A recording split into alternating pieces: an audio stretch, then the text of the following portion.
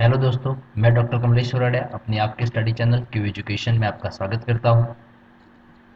पिछले थोड़े दिनों में हमें कोई नया लेक्चर नहीं ले पाए क्योंकि और भी सेमेस्टर्स के लेक्चर लेने होते हैं। तो फिर से जो हमारा एक यूनिट कंटिन्यूस है बजट एंड बजटरी कंट्रोल, इसमें आगे हमने 4 लेक्चर ले चुके हैं और ये 4 लेक्चर्स में अलग अलग टाइप के एग्जाम्पल भी सॉल्व किए थे और फ्लेक्सिबल बजट के बारे में डिस्कशन कर दिया था। आज लेक्चर 5 में हम एक और नया सम सॉल्व करने वाले हैं जो आपके यूनिवर्सिटी के एग्ज़ाम से 2018 की यूनिवर्सिटी ने एग्ज़ाम में से ये जो क्वेश्चन है वो हमने लिया है। तो यहाँ बताया है कि H P chemical limited can produce 1,20,000 unit per annum at it maximum capacity. यानी यहाँ एक चीज़ कंफर्म हो जाती है कि अगर कंपनी जो 100% कैपेसिटी से प्रोडक्शन करती है तो वो साल में कितना यूनिट बना सकती है, 1,20,000 यूनिट्स। ठीक है। चलो, इसके अलावा भी बताया है यहाँ पे the estimated cost of production are as follow. यानी एस्टिमेटेड कॉस्ट क्या है, तो वेरिएबल एक्सपेंसेस में बताया direct material per unit ₹10 cost है, direct labour per unit ₹5 cost है, लेकिन यहाँ बताया subject to minimum of ₹40,000 per month. यानी मिनिमम 40,000 वेजेस हमारी रहती है। तो हमें यहाँ क्या करेंगे, पर मंथ भी निकालेंगे और पर यूनिट भी निकालेंगे। दोनों में से जो मैक्सिमम आ रही है वो हम ले लेंगे। ठीक है। चलो, variable overhead cost per unit is ₹2, ये भी वेरिएबल है, पर यूनिट है। Semi variable expense ₹1,20,000 per annum up to the 50% capacity. यानी अगर आप 50% कैपेसिटी तक आपका प्रोडक्शन कर रहे हैं तो आपका जो सेमी वेरिएबल एक्सपेंसेस है वो 1,20,000 है पर एनम पूरी साल के लिए।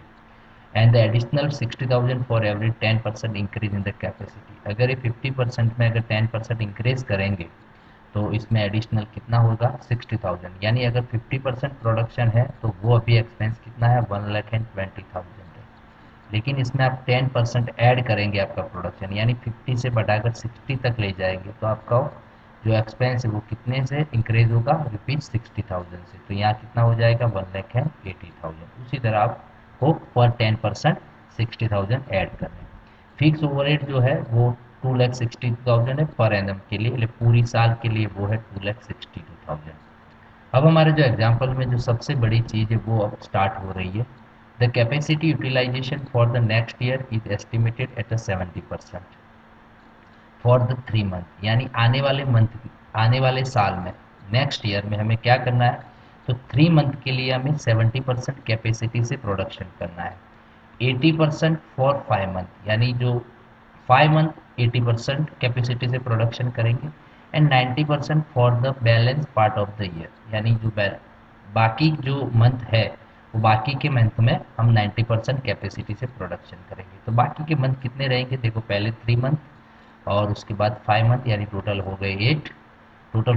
तो इसके अलावा कितने मंथ बचेंगे, 4 मंथ। तो जो रिमेनिंग 4 मंथ है इसमें हमें 90% से प्रोडक्शन करना है। If the company planning to have profit of 20% on selling price, company का प्लानिंग ये है कि प्रॉफिट कितना कमाना है सेलिंग प्राइस पे 20%। देखो ये चीज़ आपको थोड़ी ध्यान में रखनी है, सेलिंग प्राइस का 20% बताया है। ठीक है।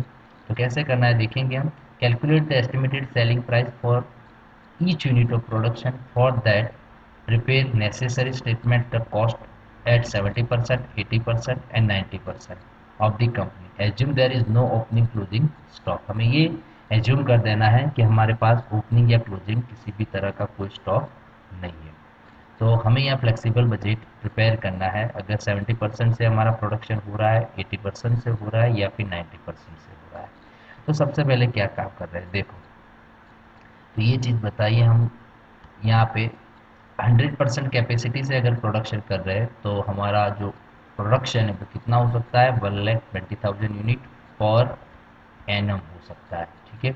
यानी पूरी साल में। अब हमें यहाँ क्या करना है, तो हम यहाँ पे जो पूरी साल एक ही कैपेसिटी से काम नहीं कर रहे, अलग अलग करते हैं। कैसे, तो हम लिखेंगे यहाँ पे कि फर्स्ट 3 मंथ, पहले 3 मंथ के लिए।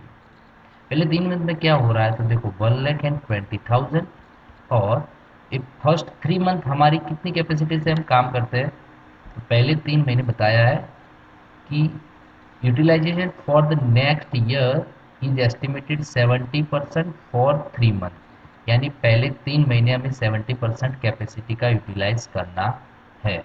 तो हम यहाँ लिखेंगे 70%। चलो 70% करेंगे तो क्या आंसर होगा, 1,20,000 मल्टीप्लाई बाई 70%, तो आपका आंसर आ रहा है 84,000। लेकिन ये तो क्या हुआ, फॉर पूरे साल की कैपेसिटी है, हमें तो सिर्फ 3 महीने के लिए काम करना है, इसीलिए मल्टीप्लाई बाय 3/12 करेंगे। तो क्या आंसर होगा, 21,000 यूनिट। यानी जो पहला फर्स्ट 3 मंथ है इसमें हम कितना प्रोडक्शन करेंगे, 21,000 यूनिट का। उसके बाद हम लेंगे सेकंड, कितना मंथ बताया था, 5 मंथ। ठीक है, दिखा रहा हूँ मैं आपको स्टेटमेंट में, देखो यहाँ बताया आपको कि सेकंड 80% फॉर 5 मंथ, यानी 5 मंथ हम 80% कैपेसिटी से प्रोडक्शन करेंगे तो क्या होगा। तो इसमें हम लिखेंगे, देखो पूरी कैपेसिटी हमारी कितनी है, 1,20,000 यूनिट की है, लेकिन ये 5 मंथ में हमें 80% से काम करना है, तो क्या होगा, 1,20,000 मल्टीप्लाई बाई 80%, यानी 96,000। लेकिन ये 96,000 यूनिट कब होगा, अगर आप पूरी साल के लिए इस्तेमाल कर रहे हैं तब। लेकिन हमें तो यहाँ सिर्फ ये प्रोडक्शन कब करना है, 5 मंथ के लिए। तो करेंगे मल्टीप्लाई 5/12, तो फिर 5/12 तो हमारा आंसर आ जाएगा 40,000। यानी ये जो 5 मंथ है इसमें हम करेंगे 40,000 यूनिट का प्रोडक्शन। अब हम लिखेंगे रिमेनिंग, रिमेनिंग पूरी साल में कितने महीने बचेंगे, 4 मंथ। ओके, टोटल 12 मंथ होते हैं, 3 + 5 8, तो रिमेनिंग 4 मंथ। और ये रिमेनिंग जो 4 मंथ है इसमें हमें क्या करना है, देखो रिमेनिंग 4 मंथ के लिए बताया है यहाँ पे 90% for the balance part of the year, यानी साल में जो बाकी पार्ट रहता है उसमें हम 90% से प्रोडक्शन करेंगे। तो अब क्या होगा, यहाँ पे सिंपल सी चीज़ है, वही चीज़ हमें दोहरानी है, 1,20,000 और इसमें 90% से प्रोडक्शन होगा, तो वो होगा 1,08,000। और 1,08,000 पूरे साल के लिए, हमें तो सिर्फ 4 मंथ के लिए ही ये प्रोडक्शन मेंटेन करना है, तो मल्टीप्लाई बाय करेंगे 4/12, तो क्या होगा, आंसर उनका वो होगा 36,000। ये हमारा प्रोडक्शन है। तो ये हमें सबसे पहले निकाल देना ज़रूरी है, ठीक है, कि जो हमारा अलग अलग पार्ट्स है पूरे साल में, फर्स्ट 3 मंथ में, सेकंड 5 मंथ, और जो रिमेनिंग 4 मंथ में हमें कितना कितना प्रोडक्शन करना है। तो 70%, 80%, 90%, वो सबसे पहले हमारे जो फुल कैपेसिटी 100% वहाँ से करेंगे। लेकिन ये कैपेसिटी का जो आंसर मिलेगा वो पूरी साल के लिए मिलेगा, हमें तो जितने महीने काम करने हैं उतने महीने का ही यूनिट लेने हैं, ठीक है। तो चलो पूरी साल के लिए टोटल प्रोडक्शन कितना होगा, तो पहले जो 3 मंथ है इसमें हम 21,000 यूनिट बनाएंगे, और दूसरे 5 मंथ में 40,000, और जो रिमेनिंग 4 मंथ है इसमें 36,000, यानी टोटल हमारा प्रोडक्शन होगा 97,000 यूनिट। चलो ये काम हो गया यहाँ पे, ठीक है। अब हमें स्टेटमेंट स्टार्ट करना है, तो सबसे पहले ऊपर लिख देते हैं फ्लेक्सिबल बजट। अब फ्लेक्सिबल बजट में हम 4 कॉलम बनाएंगे, देखो फॉर 3 मंथ, फॉर 5 मंथ, और फॉर 4 मंथ, और टोटल फॉर द ईयर, क्योंकि हमें यहाँ अलग अलग काम करना है। उसके बाद हम यहाँ एक काम लिख रहे हैं, सबसे पहले प्रोडक्शन लिख देते हैं, जो हम प्रोडक्शन कर रहे हैं वो प्रोडक्शन वो लिखेंगे हम इन यूनिट्स में, ठीक है। चलो पहले 3 महीने हम कितना काम कर रहे हैं, तो वो है 21,000। उसके बाद पिछले जो बीच वाले 5 मंथ है इसमें 40,000 काम कर रहे हैं, 40,000 यूनिट बना रहे हैं, और जो रिमेनिंग 4 मंथ है इसमें बना रहे 36,000, और टोटल हमारा कितना हो रहा था, 97,000। ये नहीं, ये तीनों जो अलग अलग प्रोडक्शन है उनका वो हो गया। चलो ये काम कर देना, अब हमें स्टार्ट करना है, तो हमारा स्टेटमेंट में जाएंगे हम। अब देखो स्टेटमेंट में क्या बताया है, यहाँ पे वो ले रहे हैं हम जो भी है वो। स्टेटमेंट में ये बताया आपको कि पूरी साल का जो प्रोडक्शन है वो 1,20,000 से, तो चलो इससे तो हमें कोई मतलब है नहीं, तो इससे तो जो हमें यूनिट निकालने होते हैं तो वो यूनिट का काम तो हमने यहाँ पे कर दिया है, ठीक है। अब आगे देख रहे हैं, हमें एक्सपेंस के बारे में देखना है। तो बताया कि एस्टिमेटेड जो एक्सपेंसिस है वो उस तरह है, सबसे पहले हमें क्या बताया है, वेरिएबल एक्सपेंस, तो वो भी हम सबसे पहले लिख देते हैं यहाँ पे वेरिएबल एक्सपेंसिस, ठीक है, वेरिएबल एक्सपेंसिस। वेरिएबल एक्सपेंसेस में किस किस टाइप के सम्स जो एक्सपेंसेस है, देखो इसमें है डायरेक्ट मटेरियल है, डायरेक्ट लेबर है और वेरिएबल ओवरहेड है। तीन एक्सपेंस है, तो तीनों लिख देते हैं एक बार, नाम उनका जो भी है वो। सबसे पहले लिखेंगे डायरेक्ट मटेरियल, इसके अलावा क्या है, डायरेक्ट लेबर और है वेरिएबल ओवरहेड, ये हुआ। चलो अब डायरेक्ट मटेरियल के बारे में क्या बताया आपको, सिंपल सी चीज़ है, डायरेक्ट मटेरियल कितना है, पर यूनिट 10 है।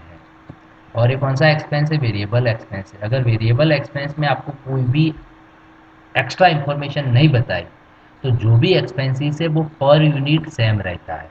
यानी आप प्रोडक्शन चाहे तो अप करो या प्रोडक्शन जो भी है आपका वो डाउन हो जाए, लेकिन आपकी जो पर यूनिट कॉस्ट होती है वो सेम रहती है। तो फिर डायरेक्ट मटेरियल की कॉस्ट जो पर यूनिट 10 रुपीज़ है, तो आप चाहे जितना भी प्रोडक्शन अप डाउन करो, आपकी वो कॉस्ट कितनी रहने वाली है, रुपीज़ 10। तो एक काम कर रहे हैं, यहाँ पे लिख रहा हूँ मैं रुपीज़ 10। अब सिंपल है, देखो 21,000 का प्रोडक्शन अगर आप करेंगे तो मल्टीप्लाई बाई 10, तो यहाँ आपकी कॉस्ट हो जाएगी 2,10,000।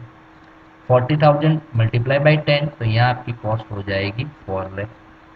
यहाँ क्या होगा, 3,60,000। तो फिर ये तीनों का टोटल 2,10,000 प्लस 4 लाख प्लस 3,60,000, तो यहाँ आपका टोटल होने वाला है 9,70,000। ये तीनों का टोटल कर दिया हमने, सिंपल। चलो अब जा रहे हैं डायरेक्ट लेबर में।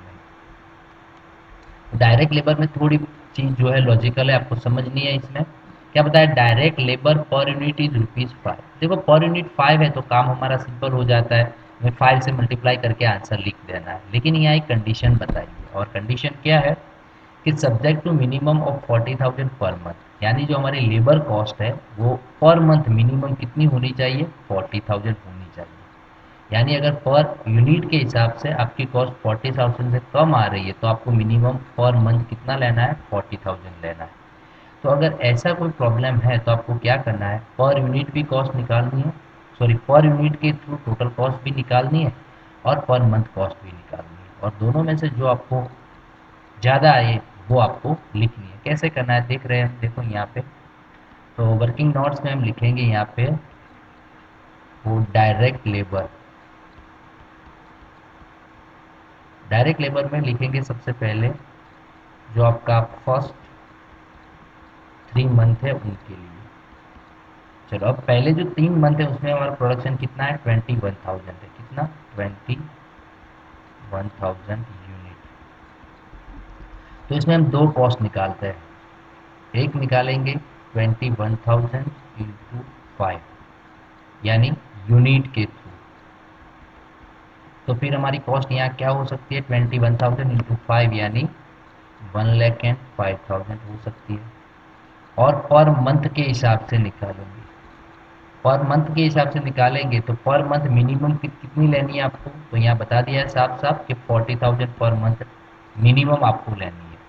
तो यहाँ क्या होगा देखो, 40,000 और कितने महीने है ये, 3 मंथ है, तो फिर यहाँ क्या होगा, 1,20,000।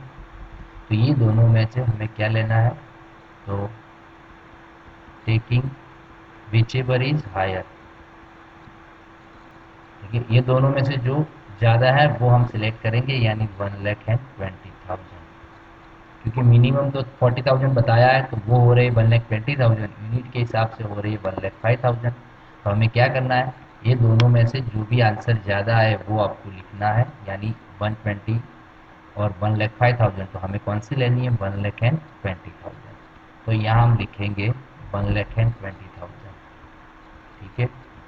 दोनों तरह से आपको निकालनी है, यूनिट के थ्रू भी निकालनी है और मंथ के थ्रू भी निकालनी है। दोनों में से जो आंसर ज़्यादा है वो आपको लेना है, taking whichever is higher 1,20,000। Similarly हम लिखेंगे अब जो हमारे सेकंड 5 मंथ है उनके लिए। अब सेकंड 5 मंथ में हमारा प्रोडक्शन कितना हो रहा है, तो वो लिखा है देखो यहाँ पे 40,000। कितना हो रहा है, 40,000। तो अब क्या होगा, इसमें भी दो आंसर हम निकालेंगे। चलो सबसे पहले यूनिट के थ्रू निकालते हैं, तो 40,000 यूनिट्स है और पर यूनिट कॉस्ट कितनी लेनी है, 5। वो स्टेटमेंट में बता दिया है, फिर से आपको एक बार बता रहा हूँ, पर यूनिट कितना लेना है, 5, पर मंथ लेना है 40,000। दोनों तरह से निकालेंगे। तो यहाँ फिर क्या हो सकता है, 2 लाख आंसर होगा 40,000 इंटू 5 यानी।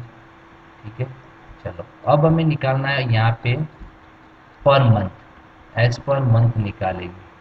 तो पर मंथ तो 40,000 है और ये कितने महीना है यहाँ पे 5 मंथ, तो यहाँ आंसर कितना होगा 2 लाख। यानी दोनों में इक्वल आंसर आ रहा है तो कोई प्रॉब्लम नहीं है। टेकिंग विच एवर इज, यहाँ भी वही हमें तो लिखना तो है, taking whichever is higher. तो फिर क्या लिखेंगे 2 लाख, क्योंकि दोनों इक्वल है तो फिर इसमें से कोई भी ले सकते हैं। तो 2 लाख आ गया आंसर बीच में यहाँ पे 2 लाख। अब इसके बाद आया 4 मंथ, यानी जो हमारा रिमेनिंग 4 मंथ है उसके लिए, तो हम लिखेंगे थर्ड नंबर में रिमेनिंग 4 मंथ। चलो ये जो रिमेनिंग 4 मंथ है इसमें हमारा प्रोडक्शन कितना हो रहा है, तो वो है 36,000। कितना हो रहा है 36,000 यूनिट। तो 36,000 यूनिट्स के हिसाब से काम करेंगे। चलो यहाँ पहले निकालते हैं यूनिट से। तो 36,000 इंटू क्या आंसर होगा हमारा यहाँ पे 5 है पर यूनिट। तो फिर आंसर क्या आएगा 36,000 इंटू 5, वो आंसर आएगा 1,80,000। कितना 1,80,000। ठीक है, और यहाँ मंथ के हिसाब से निकाले तो क्या होगा, पर मंथ 40,000 है और यहाँ कितने मंथ है 4 मंथ है, तो ये आंसर होगा 1,60,000।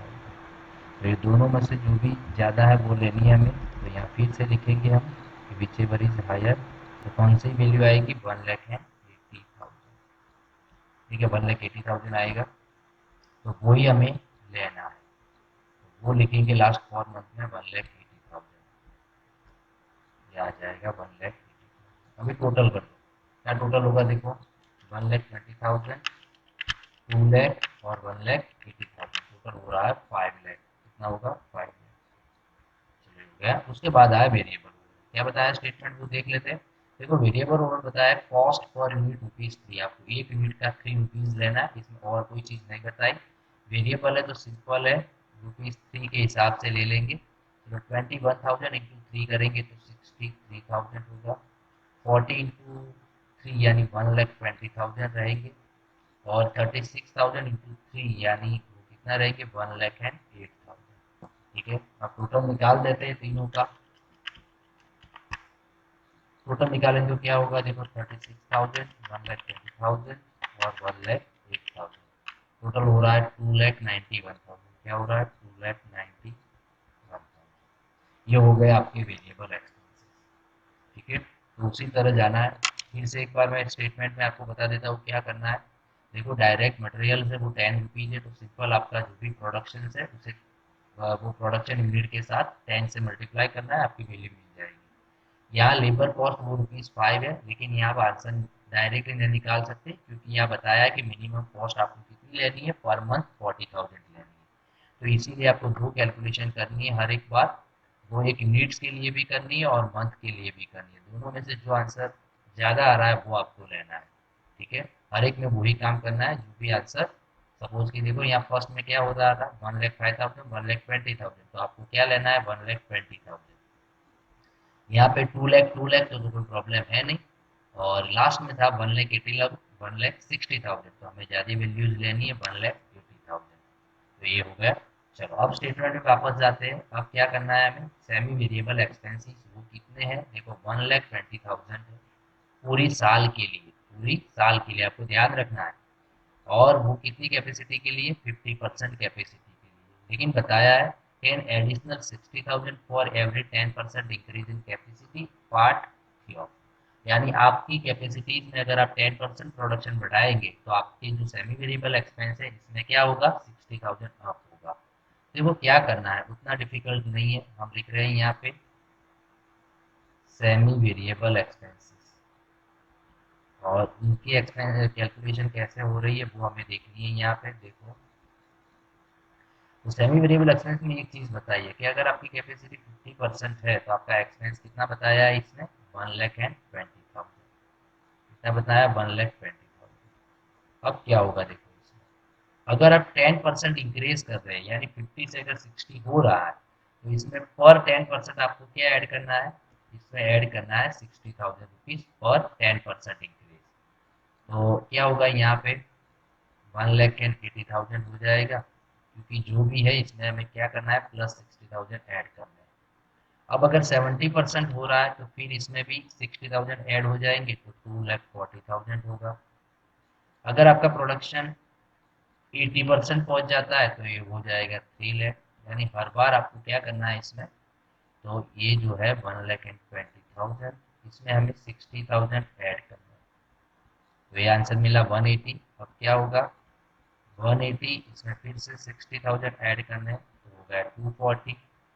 अब 240 इसमें 60,000 ऐड करने हैं, तो हो गया आपका 3 लाख। अब 90% आएंगे, 90% आएंगे तो क्या होगा, इसमें 3 लाख में और 60,000 जुड़ेंगे, तो 3,60,000 रहेंगे। यानी क्या किया हमने, जो 3 लाख है उसमें हमने 60,000 ऐड कर दिया। ठीक है, तो उसी तरह आपको जाना है। एक काम कर रहा हूँ, उसमें से जो भी वैल्यूज है वो मैं पीछे ले जा रहा हूँ, और वैल्यूज को आगे ले जा रहा हूँ, आपको पता चले ताकि इसमें क्या करना है क्या नहीं करना है। ठीक है, चलो ये हो गया। अब इसमें और भी आगे जा सकते हैं। सपोज कि आपका प्रोडक्शन 100% हो गया, तो क्या होगा, ये जो 3,60,000 है इसमें क्या होगा, तो फिर 60,000 और इसमें ऐड होंगे, तो यह आंसर आ जाएगा 4,20,000। ये हो गया। चलो इसमें क्या है, तो हमें कैसे लेना है, तो हमारे यहाँ ये है कि पहले 3 महीने तो हम 70% से काम कर रहे हैं, फिर 80%, फिर 9%। तो हमें किस किस चीज़ की ज़रूरत रहेगी, एक 70%, 80% और 90%। तो इसमें क्या होगा, देखो हमारे सम में क्या होगा, तो फर्स्ट जो 3 मंथ है इसमें हम 70% से काम कर रहे हैं। कितने, 70% से। तो ये जो है यहाँ पे आप लिखेंगे, मैं ब्रैकेट में लिख रहा हूँ 70% से काम हो रहा है। तो चलो 70% में कितनी वैल्यू आ रही है, 2,40,000। लेकिन एक चीज आपको याद रखनी, ये 2,40,000 होल ईयर के लिए है, पूरे साल के लिए। और हमने तो फर्स्ट 3 मंथ के लिए ही काम करना है, तो ये पूरे साल की है, तो इसमें से 3 मंथ निकालने के लिए क्या करेंगे, 3/12। ठीक है, तो आंसर क्या होगा, देखो 2,40,000 और ×3/12, तो आपका आंसर आ जाएगा यहाँ पे 60,000। पता चला कि नहीं। अगर आप 70% से काम कर रहे हैं तो आपकी पूरी साल का सेमी वेरिएबल एक्सपेंस कितना होगा, 2,40,000। लेकिन हमें तो यहाँ सिर्फ 3 महीने ही काम करना है, तो फिर आपका एक्सपेंस क्या हो सकता है, 60,000। चलो उसके बाद हम बात करें सेकंड जो 5 मंथ है उनकी। तो सेकंड 5 मंथ में हम 80% से प्रोडक्शन कर रहे हैं। अगर आप 80% से प्रोडक्शन कर रहे हैं तो फिर आपका एक्सपेंस क्या होने वाला है, 3 लाख होने वाला है। तो 3 लाख होने वाला है, लेकिन ये तो पूरे साल का एक्सपेंस है, हमें तो सिर्फ 5 महीने के लिए लेना है, 5 मंथ के लिए लेना है, तो 5/12। अब आंसर क्या होगा, चलो 3 लाख × 5 ÷ 12, आपका आंसर हो जाएगा 1,25,000। और जो लास्ट में जो 4 मंथ है आपका उनका, लास्ट 4 मंथ में आप 90% प्रोडक्शन कर रहे हैं, तो फिर आपको क्या लेना होगा, 3,60,000। सिमिलरली 3,60,000 तो पूरे साल के लिए है, हमें सिर्फ लेना है 4 मंथ के लिए। तो क्या होगा, 360 × 4 ÷ 12, आपका आंसर आ जाएगा 1,20,000। ठीक है, तो वही हमें लिखना है। देखो पहले 3 महीने में कितना लिखना है, 60,000। हम लिखेंगे यहाँ पे सेमी वेरिएबल एक्सपेंसेस। चलो सेमी वेरिएबल एक्सपेंसेस ने अपने कैलकुलेशन कर दिए। पहले 3 महीने में आंसर आ रहा है हमारा 60,000, तो यहाँ लिखेंगे 60,000।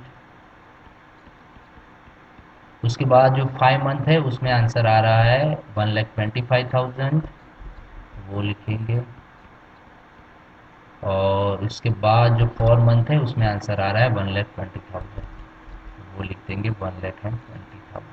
अभी तीनों का टोटल कर देना है। देखो 1,20,000, 1,20,000, सॉरी फिर से करा 60,000। चलो फिर से टोटल कर रहे हैं 60,000, 1,25,000 और 1,20,000। टोटल हो रहा है आपका 3,05,000। कितना टोटल हो रहा है, 3,05,000। चलो ये हो गया।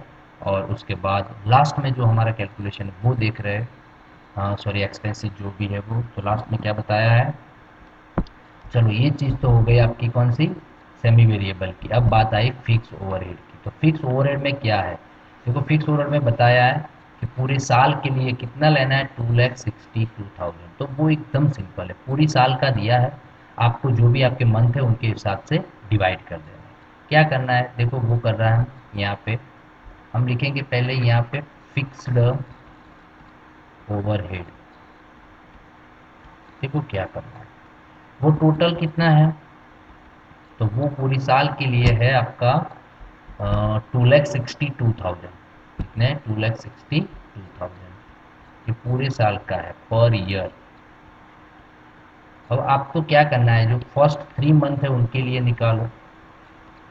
तो फिर क्या होगा, 2,62,000 into 3 divided by 12, calculation last में एक साथ करेंगे। चलो उसके बाद सेकंड जो 5 मंथ है, तो सेकंड 5 मंथ के लिए क्या होगा, 2,62,000 इंटू 5/12।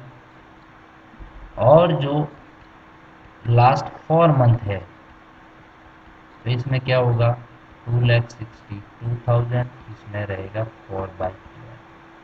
क्या आंसर आएगा वो निकाल रहे हैं एक साथ। देखो पहले 3 महीने की बात करें, 2,62,000 इंटू 3/12, इसमें आंसर आ रहा है 65,500। चलो इसमें करें 2,62,000 इंटू 5/12, इसमें आंसर आ रहा है, फिर से एक बार कराओ, 2,62,000 इंटू 5/12, इसमें आंसर आ रहा है हमारा 1,09,160। 6.66 है तो 67 ही कर देते हैं, 1,09,167। और यहाँ आ रहा है 2,62,000 इंटू 4/12, यहाँ आंसर आ रहा है 87,333। चलो ये तीनों का टोटल करेंगे, टोटल तो क्या होने वाला है, 2,62,000। चलो वही लिख दो अब स्टेटमेंट में। सबसे पहले हम लिख रहे हैं यहाँ पे आपका जो भी है वो फिक्स एक्सपेंसेस। फिक्स एक्सपेंसेस में देखें तो क्या आंसर मिला हमें, सबसे पहले ये रहा 65,500, 65,500। चलो उसके बाद दूसरे में क्या आंसर मिला, वो है 1,09,167। क्या है, 1,09,167। और जो लास्ट में है वो है 87,333। 87,333, ये तीनों का टोटल कितना हो रहा है हमारा, वो भी कर दिया था हमने, 2,62,000। कितना हो गया, 2,62,000। चलो इसके बाद अब स्टेटमेंट में क्या है, तो ये सारी चीज़ें ख़त्म हो गई, तो ये चीज़ हो गई। अब हमें क्या करना है, तो प्रॉफिट गिनना है कितना, तो सेलिंग प्राइस पे 20%। वो कैसे करना है वो बता रहे हैं, सबसे पहले टोटल कॉस्ट निकाल रहे हैं। देखो अब क्या करेंगे, ये जो भी है उनका टोटल करना है, ठीक है। सबसे पहले ये कर रहे हैं, और टोटल करके इनको लिखेंगे हम टोटल कॉस्ट। क्या लिखेंगे यहाँ पे, टोटल, तो क्या आ रही है यहाँ लिखो, चलो टोटल कॉस्ट। टोटल कॉस्ट करेंगे।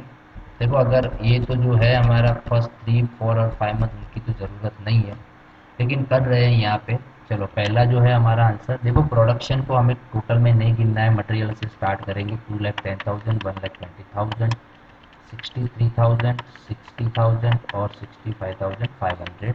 तो आपका आंसर आ रहा है यहाँ पे 5,18,500। चलो 40,000 में लिखेंगे तो 4,00,000, 2,00,000, 120, 125 और 1,09,167। तो इसमें हो रहा है 9,54,167। लास्ट में देखें तो 360, 180, 1,08,000, 120 और 87,333। तो इसमें हो रहा है 8,53,000, सॉरी 55,000 है, 55,333। ठीक है, चलो उनका टोटल करते हैं, 5,18,500 plus 9,54,167 plus 855 triple three, total हो रहा है 23,28,000। ठीक है, अभी वर्टिकल भी कर रहे हैं ताकि हमें पता चल जाए कि जो किया है वो सही है, 9,70,000, 5,02,91,000 और 3,05,000 और 2,62,000 हो रहा है 23,28,000 सही है। चलो अब इसमें प्रॉफिट का मामला है, तो प्रॉफिट कैसे ऐड करना है इसमें। तो प्रॉफिट में क्या बताया इसमें कि कैसे लेना है। देखो प्रॉफिट यहाँ आपको बताया है कि आपको सेलिंग प्राइस पे लेना है। एक बार रीड कर रहे हैं फिर से। यह बताया कि company is planning to a profit of rupees of 20% on selling price. Selling price के 20% लेने हैं। अब चीज़ क्या है, देखो यहाँ तो हमारे पास कॉस्ट है। अब कॉस्ट में क्या होता है कि कॉस्ट में अगर आप प्रॉफिट ऐड करेंगे, ठीक है, तो प्रॉफिट ऐड करने के बाद आपको सेलिंग प्राइस मिलेगी, ठीक है, या फिर सेल्स मिलेगा। तो सेलिंग प्राइस के लिए प्रॉफिट चाहिए और प्रॉफिट के लिए सेलिंग प्राइस चाहिए, तो हमारे पास तो है नहीं, तो अब हम क्या करेंगे।